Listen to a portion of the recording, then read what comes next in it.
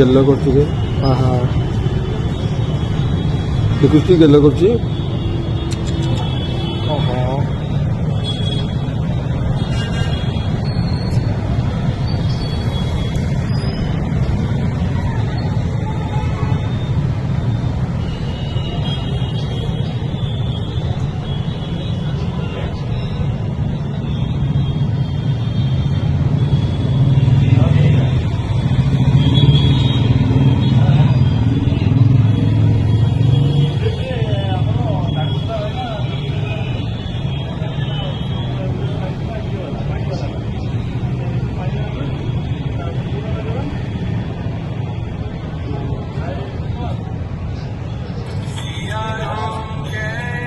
ମାର ମମତା ନିଜ ଛୁଆ ପାଇଁ ଦୁନିଆର ସବୁଠୁ ବଡ଼ ଅମୂଲ୍ୟ ସମ୍ପଦ, ଯାହାର ମୂଲ୍ୟ କଳ୍ପନା କରିବା ବି ଅସମ୍ଭବ।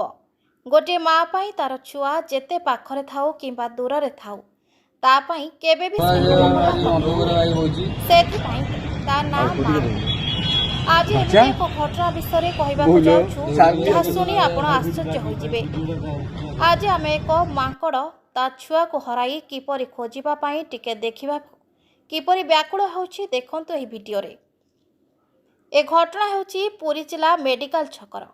ଜଣେ ନିଷ୍ଠୁର ବ୍ୟକ୍ତି ଏହି ମାଙ୍କଡ଼ର ଛୁଆକୁ ଗାମୁଛାରେ ଗୁଡ଼ାଇ ଚୋରି କରି ନେଇଯାଉଥିବାର ଦୃଶ୍ୟ ଏକ ଦୋକାନରେ ଲାଗିଥିବା ସିସିଟିଭିରେ ଭିଡ଼ିଓ କଏଦ ହୋଇଛି।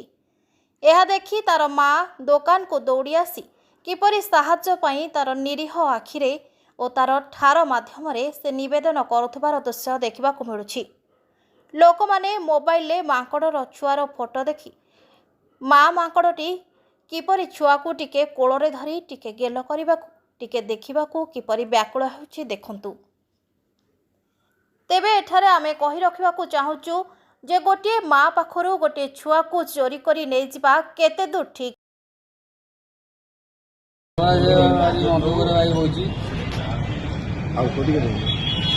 ବାଚା ବୋଲ